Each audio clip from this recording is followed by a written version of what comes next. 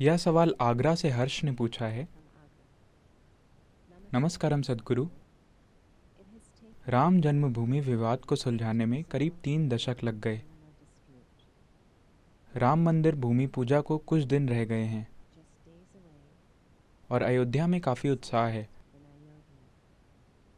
हालांकि राम एक राजा थे, फिर भी आज उनकी पूजा क्यों की जाती है? मैं ये समझना चाहता हूँ कि आज के समय में राम कैसे महत्वपूर्ण हैं।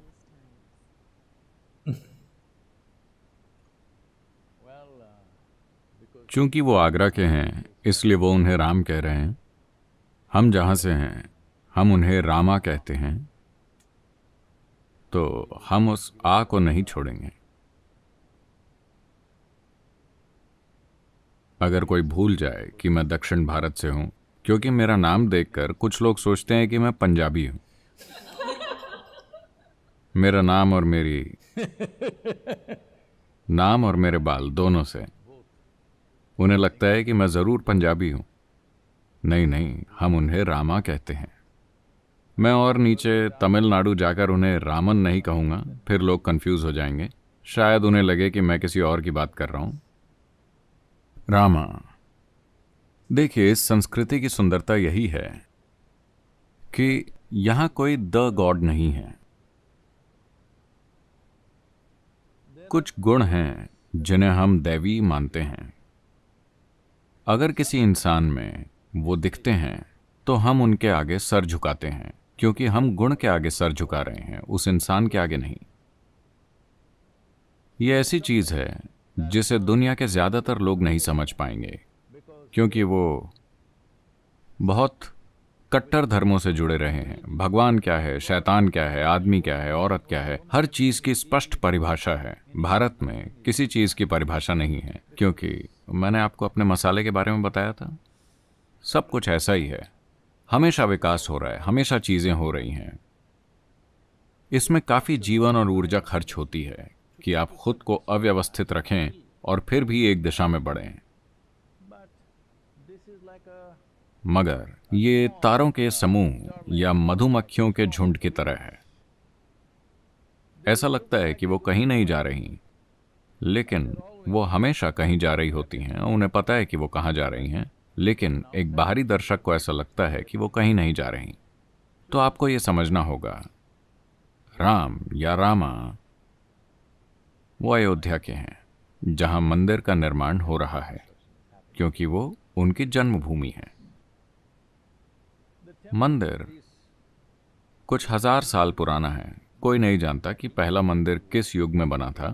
फिर विकास हुए, हजारों सालों में विकास के काम हुए, लेकिन करीब 500 साल पहले उसे तोड़ दिया गया। व्यवस्थित ढंग से ढेर सारे मंदिरों को तोड़ा गया, जिनके ऊपर दूसरे धार्मिक स्थान बनाए गए। उसी निर्माण सामग्री से इसे तोड़ो और उससे कुछ और बना लो। तो राम के एक आदर्श होने के कारण आपको समझना होगा कि वो एक आदर्श हैं, भगवान नहीं। क्योंकि हमने उन्हें भगवान नहीं कहा, हमने उन्हें मर्यादा पुरुष कहा, पुरुषोत्तम कहा। इसका अर्थ है एक उच्च स्तर का पुरुष। पुरुषोत्तम शब्द का मतलब ही है उत्तम पुरुष। राम को हमेशा पुरुषोत्तम कहा जाता है। इसका अर्थ है कि सभी पुरुषों में वो उनसे ऊपर हैं, क्योंकि वो इतने ऊंचे स्तर के हैं। उनमें उच्च स्तर की क्या चीज है? वो कई परीक्षाओं और दुखों से होकर गुजरे। मैं पूरी कहानी में नहीं जाऊंगा, लेकिन मुसीबतों का सिलसिला, उनका जीवन मुसीबतों की लड़ी है। वो अपना राज्य खो देते हैं, अपनी पत्नी खो देते हैं, एक युद्ध लड़ते हैं, वापस आते हैं, फिर से अपनी पत्नी को खो देते हैं, अपने बच्चों को खो देते हैं, अपने बच्चों को लगभग मार ही देते हैं। अंतहीन मुसीबतें। इन सब से वो शांति से, आनंद से होकर गुजरे। दर्द था, लेकिन फिर भी आनंद के साथ। एक स्तर पर, व्यक्तिगत स्तर पर उन्हें काफी दर्द है जिसे वो व्यक्त करते हैं, लेकिन वो कभी उस दर्द को किसी उस चीज के बारे में कोई फैसला नहीं करने देते जो वो कर रहे हैं। तो जब कोई इंसान इस तरह पेश आता है तो हम उसे पुरुषोत्तम कहते हैं, क्योंकि Uttama means an elevated one among the men. वो पुरुषों के बीच उच्च स्तर के हैं। ये बहुत महत्वपूर्ण है कि वो एक इंसान हैं। उनका जन्म अयोध्या में हुआ और एक खास उम्र में उनकी मृत्यु हुई। उन्होंने अपना पूरा जीवन जिया, देश भर में घूमे, दक्षिण आए और फिर वापस उत्तर गए। अपने दुश्मन को मारने के बाद जिस आदमी ने उनकी पत्नी का अपहरण किया था और जो निर्दयता से राज कर रहा था, उसे मारने के बाद वो वापस आते हैं और 1 साल पश्चाताप करते हैं। तो उनके भाई ने पूछा, क्या आप पागल हैं? वो सबसे बुरा आदमी था, आपका उसे मारना जरूरी था, और अब आप पश्चाताप कर रहे हैं। इसका क्या मतलब है? क्या हम सब ने कुछ गलत किया है?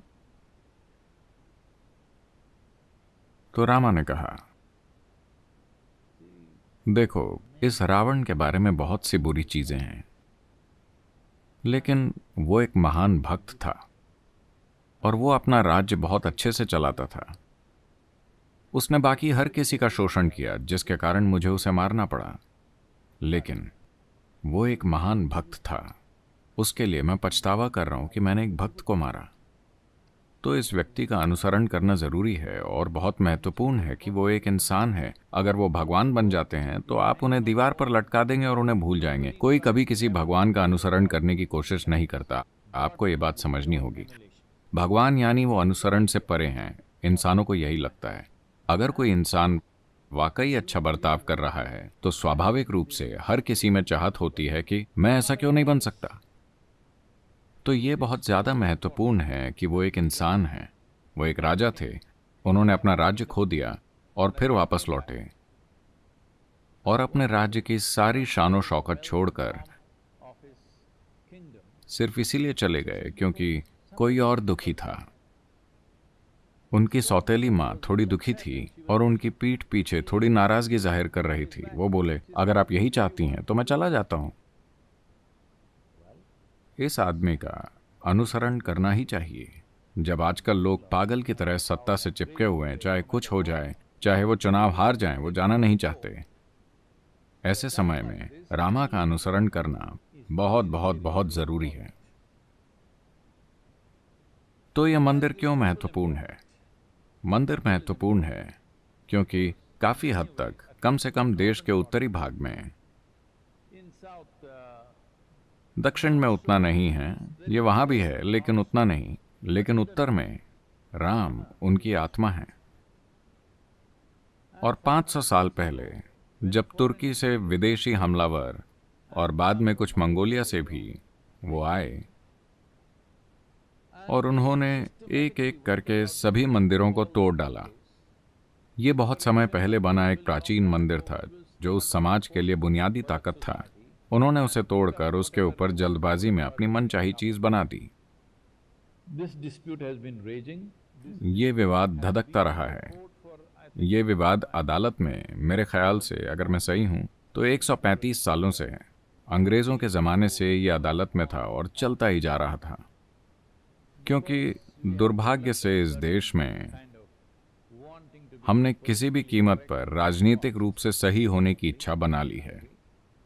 कोई भी जज इस पर फैसला नहीं करना चाहता था। हर कोई इसे आगे बढ़ाता रहा ताकि उसका कार्यकाल खत्म हो जाए और अगला जज इस मुसीबत से निपटे, क्योंकि दो समुदाय जमकर आपस में भिड़ रहे हैं कि ये किसकी संपत्ति है। लेकिन अब सुप्रीम कोर्ट ने एक लंबी प्रक्रिया के बाद, यह मुकदमा करीब 3-4 दशकों से सुप्रीम कोर्ट में चल रहा था। अब सुप्रीम कोर्ट साफ तौर पर एक निष्कर्ष पर पहुंचा है। सभी सबूतों को देखते हुए पुरातत्व के सबूत साफ तौर पर 100% ये बताते हैं कि वहां एक मंदिर था और उसे ढहाकर जल्दबाजी में उसके ऊपर एक इमारत बना दी गई। तो उन्होंने कहा कि यहां मंदिर बनना चाहिए। दूसरे समुदाय को उन्होंने दूसरी जमीन दे दी जो शायद वहां से 20 किलोमीटर के भीतर है। उन्होंने कहा कि आप अपनी जगह वहां बनाएं, इन्हें अपनी जगह यहां बनाने दीजिए।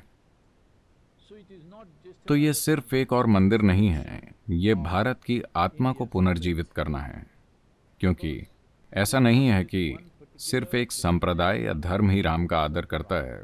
बहुत से लोग हैं, बहुत से लोग हैं जो दूसरे धर्मों के हैं, जो उनकी तरह बनना चाहते हैं, जो कई कई रूपों में उनकी सराहना करते हैं। तो कई मायनों में रामायण, राम के जीवन की कथा, भारतीय संस्कृति का एक अभिन्न हिस्सा रही है। तो ये लगभग एक घायल राष्ट्रीय आत्मा को पुनर्जीवित करने जैसा है। तो मेरे ख्याल से ये अच्छी बात है कि ऐसा हो रहा है, वरना बिना मतलब दूसरे समुदायों के खिलाफ नफरत जारी रहेगी। इस हल के साथ बहुत से दिलों और दिमागों को ठंडक पहुंची है, जो देश के भविष्य के लिए एक अच्छी बात है। वरना दो समुदायों के बीच लगातार बिना मतलब टकराव चल रहा था। तो मेरे ख्याल से एक बड़ी समस्या हल हो गई है। तो 5 अगस्त को वो आधारशिला रख रहे हैं और उन्होंने वहाँ एक भव्य मंदिर बनाने की योजना बनाई है।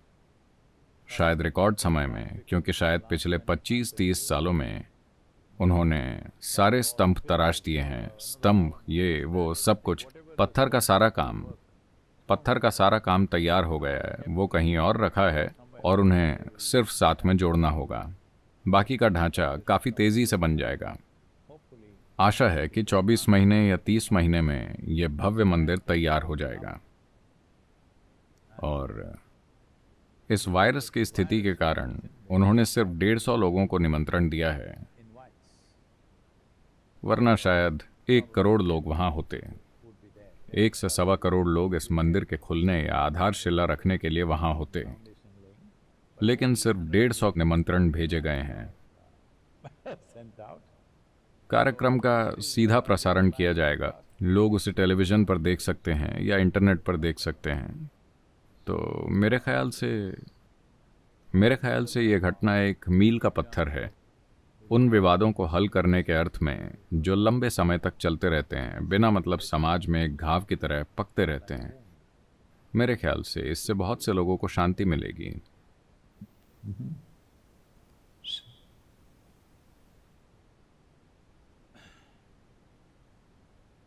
अब जबकि आपने राम के बारे में सवाल पूछा है,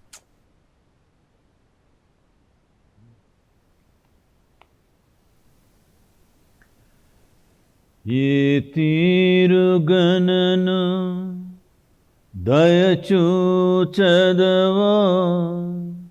इनवंशोत्तम रामा। ये तीरुगणनु दयचूचदवा इनवंशोत्तम रामा। नातरमा भव सागरमीधनु नलिनधलेक्षण रामा। नातरमा भव सागरमीधनु नलिनधलेक्षण रामा। श्रीरघुनन्दन सीतारमण स्त्रितजनपोषक रामा। श्रीरघुनन्दन सीतारमण स्त्रितजनपोषक रामा। कारुण्यालय भक्तवरधनिनु कन्नदिकानुपुरामा। कारुण्यालय भक्तवरधनिनु कन्नदिकानुपुरामा। क्रूरकर्ममुलु नेरकचेसिति नेरमुलंचकुरामा।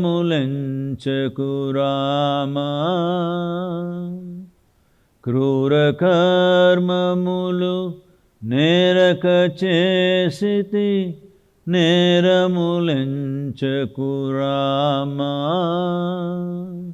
दारिद्र्यमु परिहारमु संयवे दैवशिखामणि रामा। दारिद्र्यमु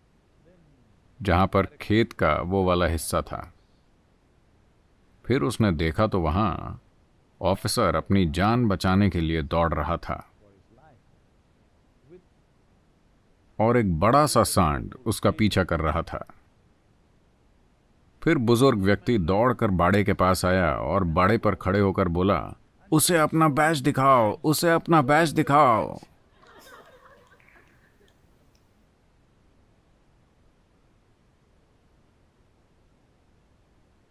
कृपया वायरस के सामने अपनी उपाधियां मत दिखाइए।